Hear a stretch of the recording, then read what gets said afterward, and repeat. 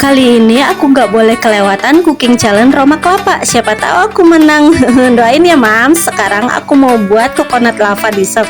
Bahannya simple, cuma gula pasir, tepung maizena, vanila bubuk, kuning telur, susu cair full cream. Lalu ini semua diaduk rata, kemudian masak dengan api kecil sambil terus diaduk sampai meletup-letup. Tambahkan margarin, lalu aduk kembali, biarkan custardnya dingin. Ini dia bahan yang paling wajib aku pakai, biskuit Roma Kelapa. Hancurkan biskuit Roma Kelapa, lalu tambahkan margarin cair, aduk hingga rata, kemudian sisihkan.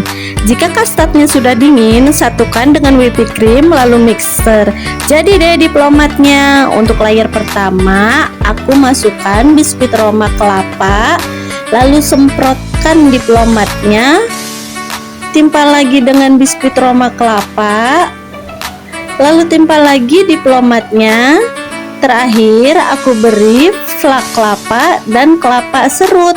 Garnishnya potongan biskuit Roma Kelapa. Yuk coba recook Mam. Dan jangan lupa ikutan juga challenge Roma Kelapa. Siapa tahu beruntung. Untuk keterangan lebih lanjut cek Instagramnya Roma Kelapa. Buruan.